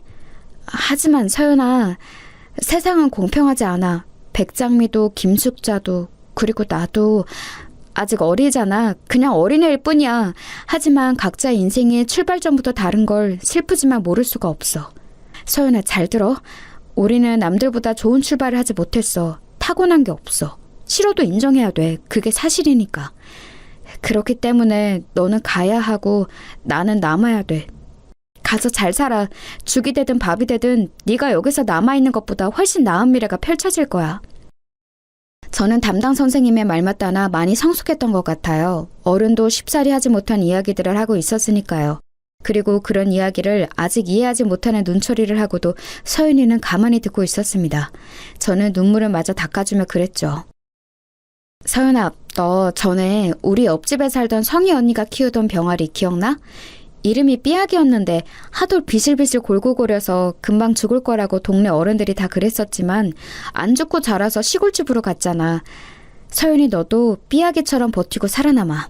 남들이 혹시 쟤 입양될 때 이렇게 떠들어도 아무리 비웃어대도 무조건 이겨내면 돼. 너는 할 수 있어. 그건 솔직히 저 스스로에게 하는 다짐에 가까웠습니다.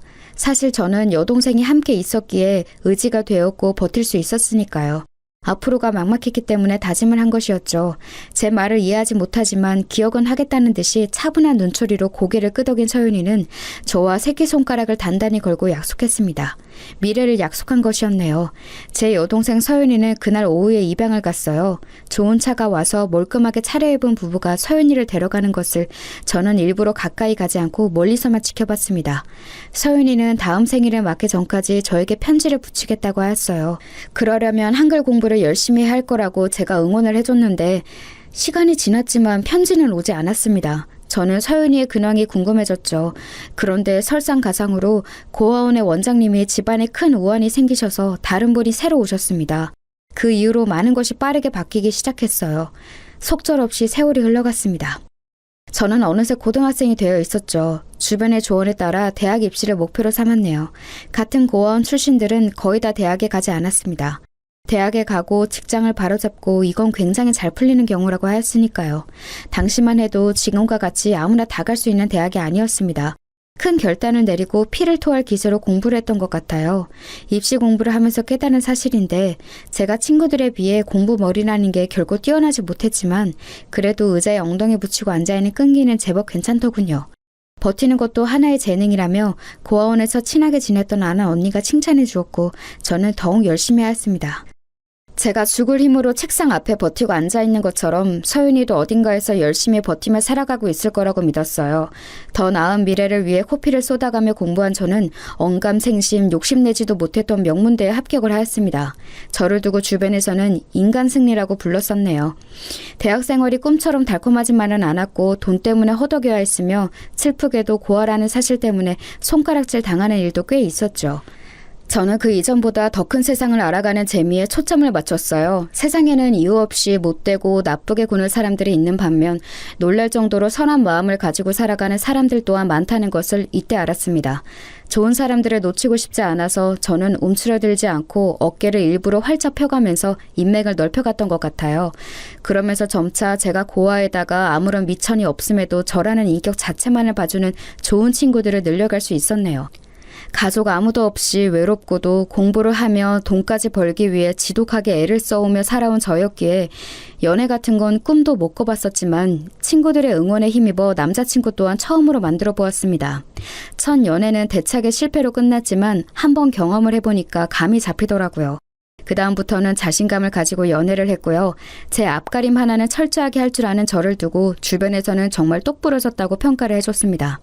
저는 막연히 훗날 결혼을 하게 된다면 저보다 낫거나 최소한 제 수준으로 야무진 남자와 하게 될 거라고 믿으며 소망했었네요. 성격 확실하고 능력 좋은 남자라면 금상첨화였고요. 그러나 저는 시간이 흘렀을 때 제 친구들의 얄미운 걱정을 실현시키고 말았어요. 제 친구들이 장난스럽게 저를 향해 이런 말들을 했었거든요. 야, 서영아, 너처럼 똑부러진 여자들이 은근히 결혼해서 고꾸라지는 거 알지? 이상하게 약간 부족한 반푼이 같은 남자를 만나서 혼자 막 가정을 책임져가면서 고생하며 산다더라. 너도 조심해. 뭐? 너 진짜 너무한다. 나한테 왜 그런 악담을 해? 저번에 졸업 시험 같이 쳤던 다른 애도 나한테 그런 농담을 하던데 이것들이 진짜 나를 뭘로 보고 자꾸 그러는 거야? 나 같은 여자는 의사, 변호사 이런 전문직 만날 것 같다고 예상 좀 해주면 어디다 없나? 너희들 전부 나를 질투해서 그러는 거지? 에이, 아니야. 나름 근거가 있어서 그래. 사업병 걸린 남자, 폼 잡는 것만 할 줄 알고 남들 앞에서 부끄러움만 많이 타는 남자. 이런 남자들이 꼭 자기 마누라 속썩이면서 살잖아. 그런데 그 마누라들을 보면 꼭 그렇게 장사를 잘하고 있더라. 아니면 영업을 잘 뛰든가. 아무튼 그렇게 반강제적으로 슈퍼우먼이 돼서 똑부러진 장점을 슬프게 활용하면서 사는 부부가 많아. 내가 TV를 하도 많이 보는 사람이라서 아는 거야. 그때는 스마트폰이라는 것이 보급되기 이전이었으므로 TV만 주구장창 쳐다보았던 그 친구의 눈에는 한량 같은 남자를 잘못 만나서 억지로 슈퍼우먼이 되어서 가정을 이끌어가는 여장부와 똥폰만 잡을 줄 알고 이리저리 훈수나들 줄 알지 생활력은 빵점인 놈팡이의 조합이 자주 보였던 모양입니다. 저는 시간이 한참 지나서야 깨닫게 되었죠. 친구들이 자꾸만 저를 두고 장난스레 그리 말을 했었던 건 남들의 눈에 제가 어쩌면 헛똑똑이 유형처럼 보였기 때문일지도 모른다는 사실은 말입니다. 어렸을 때는 왜 이런 게 안 깨달아지는지 모르겠어요. 어느덧 결혼을 머릿속에 그릴 나이가 되었을 때 만난 남자는 똑부러지는 것과는 거리가 꽤 있었습니다. 저에게는 없는 감수성, 꾹꾹 글자를 눌러 쓴 손편지에 꽃잎으로 봉투를 밀봉한 것이라든지 이런 걸 보면서 제가 홀랑 넘어가 버렸던 것 같아요. 남자친구가 황금빛이 물결치는 갈대밭에서 저에게 청혼을 했을 때 그 멋진 감성을 뿌리치고 제가 어떻게 거절을 할 수 있었겠나요? 저에게 청혼하기 위해 꿇은 한쪽 무릎이 왠지 모르게 아주 많이 든든해 보였습니다. 가족이 없는 저에게 자기가 가족이 되어주겠다는 그 말 또한 아주 달콤하게 들렸고요. 연애 기간이 길지는 않았으나 연애하는 내내 저에게 꿀처럼 달콤한 말들을 많이 해준 사람이었어요. 아등바등 아주 악착같이 살아오느라 바빴던 저에게 남자친구 같은 사람은 거센 소나기가 갑자기 내린 길에서 반갑게 만난 오두막 같은 존재였습니다. 제가 넘어져서 울고 있을 때 저를 일으켜줄 힘이 있는지는 확신할 수 없으나 저와 함께 울어줄 것 같은 그런 느낌을 주었죠. 그리고 무엇보다 남자친구와 만나는 동안 저에게는 엄청난 호재가 있었는데요. 그것은 바로 아주 오랜만에 눈물의 상봉을 이뤄낸 것이었답니다. 네, 맞아요. 제가 오래전에 고아원에서 헤어진 제 여동생 서윤이를 다시 만난 거예요. 서윤이 쪽에서 저를 수소문한 끝에 서로가 만나게 되었죠. 옛날 그때 서윤이가 왜 저에게 편지를 붙이지 않았는지 저는 내내 의문이었는데 비로소 전말을 알게 되었습니다. 알고 보니까 서윤이가 입양을 간 지 몇 달이 지났을 때 병원에서 한 가지 엄청난 사실을 마주했던 거예요. 그건 바로 백혈병이었어요. 지금은 백혈병이라는 병명의 무게가 당시보다 덜하다고 생각합니다. 옛날에는 백혈병에 걸렸다고 하면 무조건 머릿속에서 죽느냐 사느냐부터 떠올랐으니까요. 서윤이는 자기 생일을 불과 한 달 앞두고 병원 생활을 시작했습니다. 경제적으로 넉넉한 집안이었기에 서윤이가 치료를 받을 수 있었고 정말 다행인 일이었죠. 만약 고아원 생활을 계속했다면 백혈병에 걸렸다는 사실도 제때 발견하지 못한 채 진짜 큰일로 번질 수 있었으니까요. 뒤늦게 그 이야기를 듣고는 제가 가슴을 쓸어내렸어요. 병마와 긴긴 사투를 벌인 서윤이는 당연히 그 기간 동안 학교를 다니지 못했어요. 그래서 서윤이의 새 부모님께서는 생각하셨던 건가 봐요. 서윤이의 미국행을 말입니다. 자유로운 교육 시스템 안에서 서윤이가 공부를 해나가길 바라셨던 것이죠. 긴 병원 생활을 마치고 열심히 요양 생활도 다 끝냈더니 이제는 미국으로 가라는 소리를 들은 거잖아. 겁이 나거나 싫지는 않았어? 서윤이 너는 높지도 않은 그 고아원 건물 위로 올라가는 것도 무서워했었는데 어떻게 비행기를 탈 생각을 했어? 그게 사실은 나도 엄청 무서웠어. 겁이 났고 가기 싫었어. 외국이 무조건 미국인 줄 알았던 때였잖아. 그런 엄청난 나라에 내가 간다는 게 실감이 안 났고 얼굴도 모르는 이모라는 분의 집에서 살게 되는 것도 전혀 좋지 않았어. 그런데 나는 입양된 지 얼마 안 돼서 아픈 아이였잖아. 나를 딸로 맞아주신 새 부모님께 민폐를 끼친 것 같아서 늘 전전긍긍이었거든. 미국까지 가기 싫다 그러면 내가 정말 미움받게 될까봐 그게 비행기를 타고 낯선 땅으로 가는 것보다 무서웠어. 언니가 그랬잖아. 꼭 버티라고. 그 말 기억하면서 미국에 갔어. 낯선 문화에 적응하면서 영어도 익히면서 인종차별과 싸워가면서 그렇게 대학을 졸업할 때까지 악착같이 살았지. 힘들 때마다 언니를 생각했어. 내가 치열하게 버티고 있는 만큼 언니도 반드시 그럴 것 같았거든. 그렇게 생각하면 위로가 되더라. 나는 언니 덕분에 이날 이때까지 잘 버티면서 살아온 것 같아. 서윤이가 덤덤하게 말을 하는데 세월이 흘러서 그 어렸던 아이가 어엿한 성인이자 사회인이 되었음에도 옛날 그 얼굴의 인상이 그대로 남아있는 게 신기했습니다. 그래서 저는 아직도 마냥 어린 제 여동생으로만 보였어요. 저도 모르게 손을 뻗어서 서윤이의 머리를 쓰다듬어줬죠. 잘했다고, 수고했다고, 건강하게 살아있어줘서 고맙다고. 그런 말들을 저도 모르게 했던 것 같아요. 제가 한참 중얼거리고 있는데 어느새 서윤이가 어깨를 들썩이면서 울고 있더군요. 그제야 저희 자매는 의연한 척을 집어던지고 서로를 끌어안았습니다. 그동안 서로 잘 버텼다고요.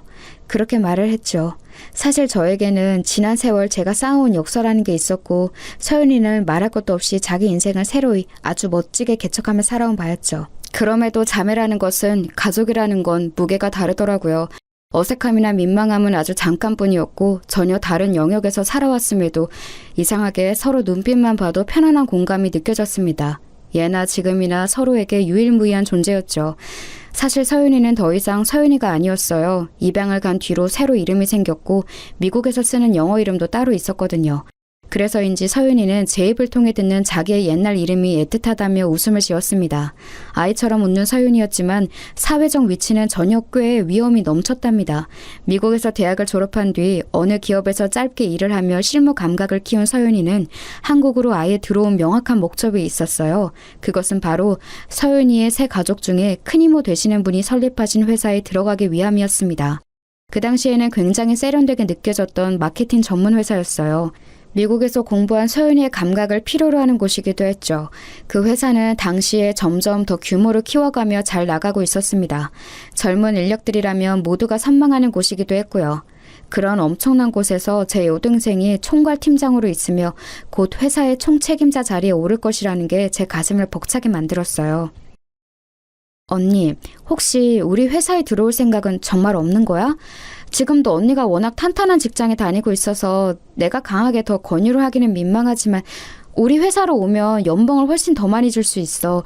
무엇보다 내가 있는 곳이잖아. 제안은 진심으로 고맙지만 다시 한번 사양해야겠어.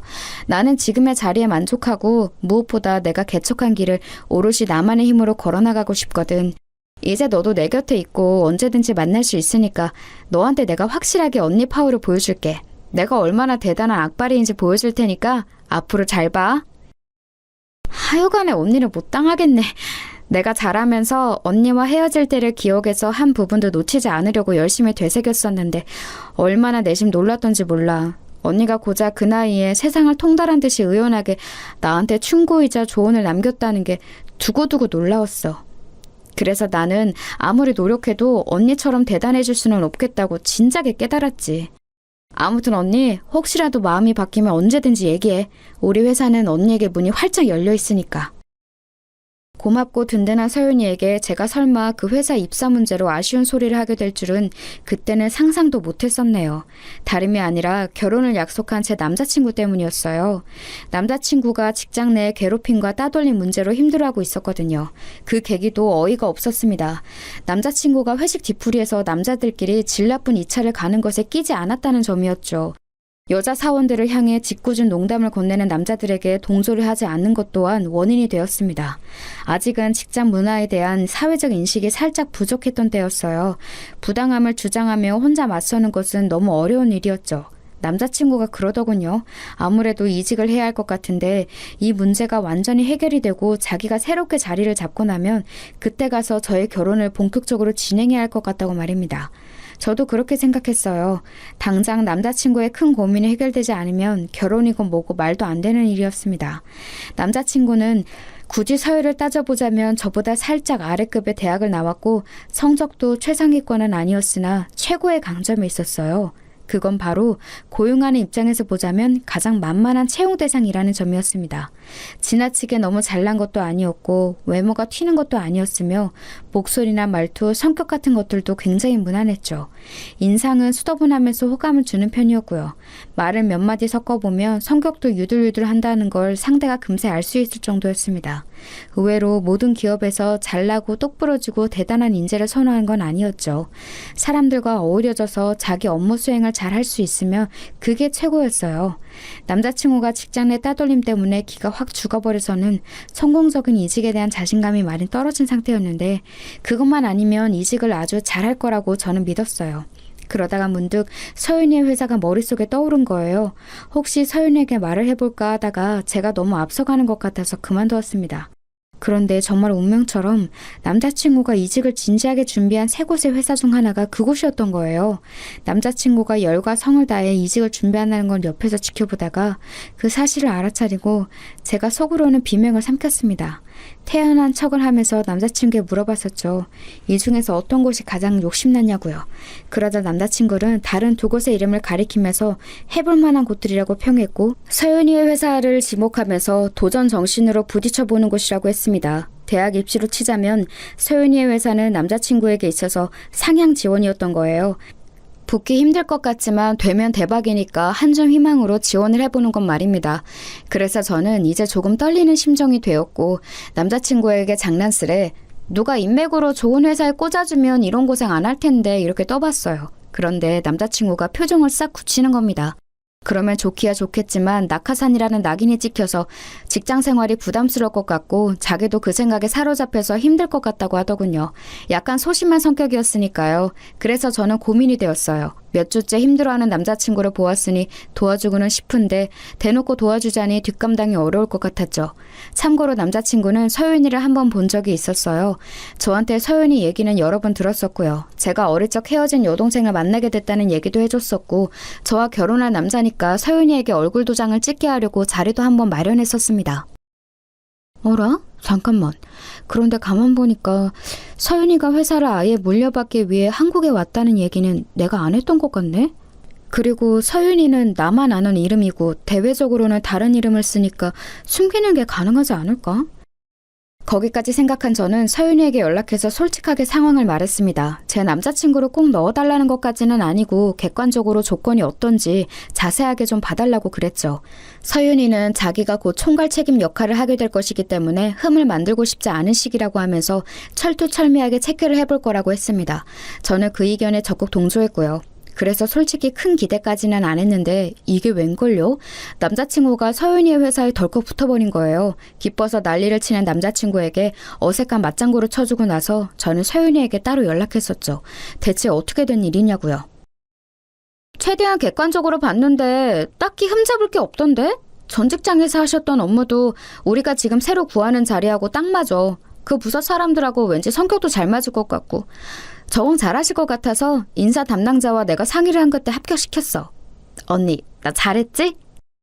진지하게 얘기하던 서윤이는 끝에 가서 애교를 부리더군요. 잘했으니까 칭찬해달라고 하는 말에 제가 못 당하겠다 싶었습니다. 결국 어쨌거나 제 남자친구라서 잘 봐준 셈이었으니까요. 이래도 되는 걸까 싶어서 가슴이 두근거렸네요. 이미 저질러 버렸으니 일단은 어쩔 수 없다고 생각한 뒤 눈앞에 펼쳐진 산들을 넘기로 했습니다. 결혼까지 가는 과정이라는 이름의 산들이었죠. 저는 순탄하게 예비 시댁으로부터 인정을 받을 거라고까지는 예초에 기대를 안 했었는데요. 그렇다고 해서 모욕적인 거절을 당할 거라고도 상상을 못했습니다. TV에서 종종 다뤄지는 내 아들하고 헤어져 하면서 얼굴에 물을 뿌리는 일까지는 벌어지지 않았으나 그에 비견되는 상황은 벌어지더군요. 뭐야? 양치는 뭐 하시나 봤더니 아이의 부모님이 안 계신다고? 고아원 출신이라고? 에라이, 이날 이때까지 우리 아들의 선자리를 아껴온 내가 잘못이구나. 아끼다고 똥 된다는 말이 바로 이런 거였어. 이딴 근본도 없고 상대할 가치도 없는 여자를 우리 아들이 내 며느리감이라 치고 데려올 줄 알았다면 내가 진작에 어떤 수를 써서라도 장가를 보냈을 거야. 예비 시어머니 되시는 분은 거의 피를 토하신다는 심정으로 저를 반대하셨습니다. 보통 난리를 치신 게 아니었기에 인사드리러 간 자리에서 저는 드물게도 수치심으로 얼굴이 뜨거워지는 경험을 하고 말았네요. 시어머니와 며느리는 원래 어려운 관계니까 너무 낙심하지 말자고 스스로를 얼른 달랬었죠. 고부관계는 원래부터 꼬여있는 실타래 같은 것이고 그걸 풀어가냐 마느냐 혹은 더 꼬이게 하느냐 이런 것이라는 소리를 결혼한 친구에게 들은 적이 있었습니다. 그만큼 고부 관계가 쉽지 않아서 그런 것 같아요. 결혼한 제 직장 선배 한 명은 시어머니와 며느리가 필연적으로 물과 기름일 수밖에 없다는 말까지 했었죠. 그런 말들을 떠올리면서 저는 제가 당하는 수모가 꽤 일반적인 것일 거라고 애써 위안하면서 남자친구를 향해 나는 괜찮다고 씩씩한 척을 했었습니다. 자기 모친이 워낙 유별나게 괄괄한 성격이시기는 한데 설마 이렇게 대놓고 반대를 하실 줄은 몰랐다면서 남자친구도 무척 민망해했어요. 연애를 한다고 얘기를 하면 하도 간섭을 하시니까 저와 만나는 걸 집에 숨겨왔었는데 그게 후회된다고도 하였죠. 남자친구는 어떻게든 자기 모친을 설득하려 했습니다. 그때 당시 예비 시아버지 되시는 분께서는 질환으로 병원 치료를 받고 계셨는데 바로 이 점을 들어서 남자친구는 이럴 때 아버지께 희소식을 전해드리고 싶다고 주장하였으나 오히려 예비 시어머니의 화를 더 사고 말았네요. 오호라, 우리 집 양반이 때마침 아파서 골골거리고 있으니까 딱 이때를 틈나서 결혼을 해치우려고 작정을 한 거였구먼. 고아원 출신 주제에 제법 대학도 잘 나오고 직장도 그럴싸한 곳에 다니고 있어서 보통 내기가 아니겠다고 짐작을 했는데 역시 나였어. 보통 영약한 게 아니야. 저를 색안경을 쓰고 바라보시는 그분의 태도 때문에 저는 속이 꽉 막힌 듯 답답했습니다. 살면서 그렇게 저자세로 나가본 적은 처음이었던 것 같아요. 앞으로 똑소리 나는 며느리가 되어 보이겠다고 하면서 그분께 머리를 숙여 읍소를 했었죠. 팔은 안으로 굽는다고 자기 모친이 열렬히 반대를 하면 남자친구의 기세도 결국 꺾일까봐 걱정이 됐거든요. 하지만 그럼에도 결코 쉽지 않았습니다. 네가 양심이라는 게 있거든. 가만히 생각을 해봐라. 너는 이미 고아원 출신이라는 것부터가 마이너스인데 네가 잘났다고 해도 우리 아들보다 잘났니? 아니잖아. 우리 아들 이번에 얼마나 근사한 곳으로 이직했는지 너도 잘 알지? 당연히 그걸 알고서는 눈이 돌아가서 우리 아들과 결혼하려고 혈안이 된 것이겠지만 두 사람의 점수 차이가 너무 극심하니까 결혼을 하기에는 영 불공평하다고 나는 생각이 드네. 점수 차이라는 말씀을 하시니까 제가 고아원 출신이라는 딱지를 지을 수 있는 것도 아니니 저는 솔직히 드릴 말씀이 없어지네요. 그런데 이 세상에서 점수 차이가 아름답게 나는 남녀가 몇이나 될까요? 모든 조건이 비등비등하기는 쉽지 않고 또 그렇다고 해서 그 결혼이 순탄할 거라는 보장도 없다고 생각합니다. 오히려 서로 비슷하기에 마찰이 더 일어날 수도 있겠죠. 그건 네 말이 맞다만 그래도 이건 내 입장에서는 도저히 화딱지가 나서 그냥 허락을 해줄 수가 없어. 원래 여자한테 잘못 빠지면 눈이 휙 돌아가는 게 남자라는 동물이니 우리 아들은 불쌍한 환경에서 자란 너를 치근하게 보고 동정심을 발휘했다고 치자. 그런데 너는 뭐야? 너는 왜 양심도 없이 거기다 대고 맞장구를 쳐주고 있어? 그러면 안 되는 거 아니니? 되고 안 되고라는 이분법적인 논리로 남녀 관계를 설명할 수 없다고 저는 봅니다. 그리고 말씀하신 것처럼 그 사람이 정말 너무도 착하고 마음도 여려서 저에게 동정심을 가져준 걸지도 몰라요. 그럼에도 저는 그 마음이 따뜻하게 느껴지더라고요. 그 관심과 애정에 저는 열과성을 다해서 보답하고 싶어졌어요. 결혼하면 정말 잘 살 자신이 있습니다. 역시나 보통 내기가 아니야. 새치어를 차분하게 놀리는 모양이 아주 심상치가 않아. 물러 빠진 우리 아들이 혹시 앞으로 손해보고 사는 건 아닌가 싶어서 걱정이네. 혀를 쯧쯧 차시면서도 저를 향한 적개심이 확연히 줄어들어 계신 게 보였습니다. 뭐 이딴 게 있냐고 하시면서도 저를 향해 더 이상 지적할 부분들이 없으신지 그 이후로는 약간 조용한 행보를 보이셨어요. 그러더니 며칠 후 남자친구를 통해 저희 재직증명서와 급여명세서 같은 걸 보고 싶다고 요청을 해오셨습니다. 저는 거리낄 게 없어서 그렇게 따라 준비를 했는데 남자친구에게 그걸 다 전달해주고 나니까 약간 이상한 기분이 들더라고요. 이런 것쯤은 남자친구가 중간에서 자기 모친을 제지해줄 수 있는 게 아닌가 싶었거든요. 그런데 자기 모친의 요청을 저에게 그대로 전달하는 걸 보면서 착해서 좋다고 여겼던 유순한 면들이 결혼하고 나면 답답하고 속 터지는 면들로 보이겠구나 하는 판단이 처음으로 섰습니다. 뭔가에 홀린 듯 남자친구와의 결혼을 위해 달려오느라 앞만 봤는데 차분하게 생각이라는 걸 정리해 본 거죠. 분위기에 휩쓸려서 홧김에 결혼했다가 금세 후회했다는 직장의 어떤 분 이야기도 떠올랐습니다. 제가 왠지 모르게 심란해졌을 때였어요. 예비 시어머니 되시는 분의 허락이 떨어진 겁니다. 저를 며느리로 받아주시겠다며 결혼 준비에 들어가자고 하셨어요. 심란했던 것도 있고 저는 화들짝 놀랐죠. 그분은 가만히 계산기를 두드려 보니까 저를 며느리로 맞이하는 게 장기적으로 손해보는 것 같지는 않다고 하시면서 결혼에 대해 진지하게 한번 논의를 해야 하니까 식당 예약을 하라고 하셨습니다. 고아원 출신이라 그런 걸까요? 저는 이런 뉘앙스를 읽는 것에는 눈치 백단인 편이었어요. 식당 예약부터 저를 가늠하시고자 함을 알았습니다. 남자친구에게 그분의 평소 취향을 세세히 물어보았고 음식은 물론이고 인테리어와 위치 같은 곳까지 흠잡을 데 없는 식당으로 골랐습니다. 약속된 당일 예비 시어머니께서는 식당에 들어서시면서 제법이네 라는 표정을 짓고 계셨죠. 성공이다 싶었어요. 이제 문제될 것은 없을 줄로 알았습니다. 서연이에게도 이쯤이면 결혼 얘기를 자세하게 해줄 수 있겠다 싶어서 제가 속으로 즐거워하고 있을 때였어요. 제가 자연스레 여동생 이야기를 꺼냈는데 그분의 표정이 확 굳어지는 겁니다. 여동생? 부모도 형제도 없는 거 아니었어? 고아원에서 헤어진 여동생을 지난해에 다시 만났다고?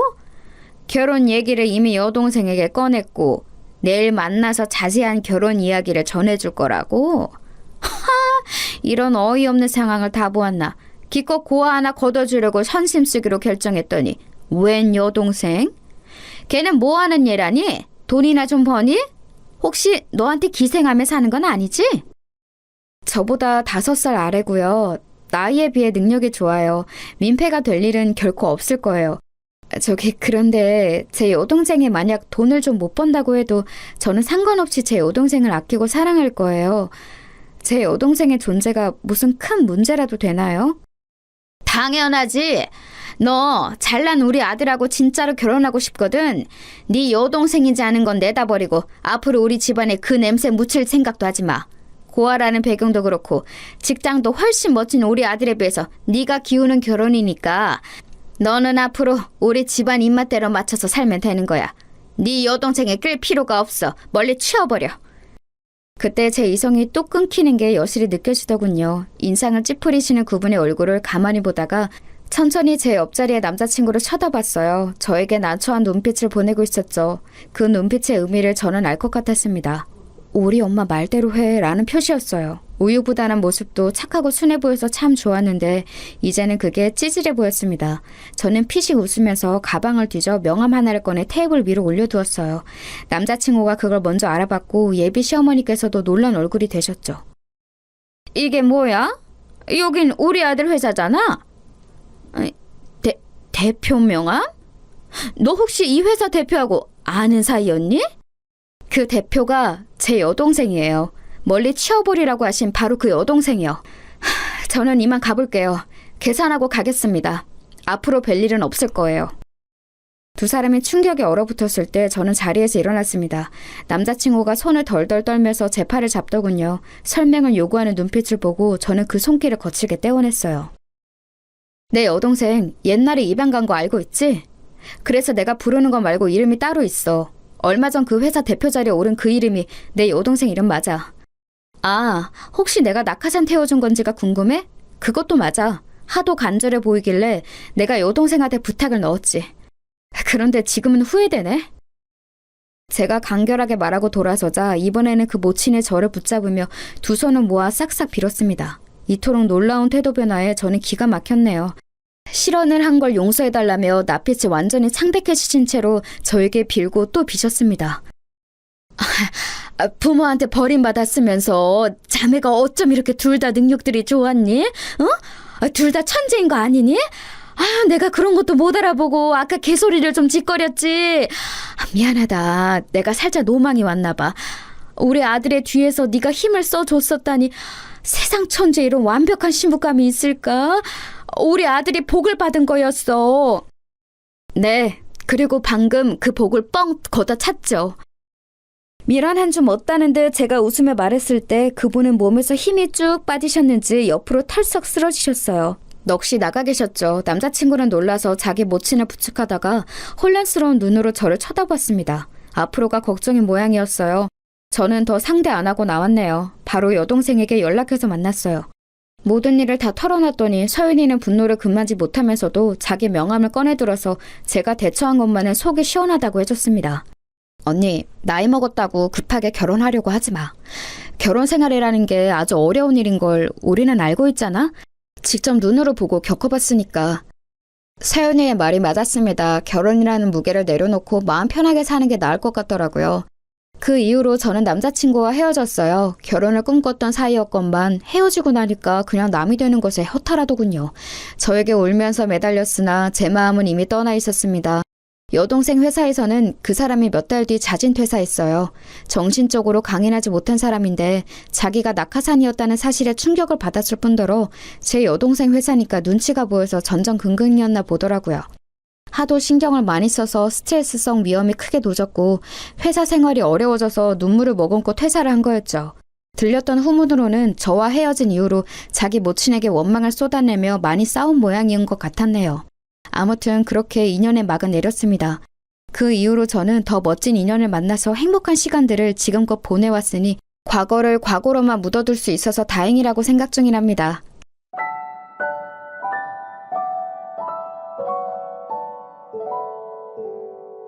you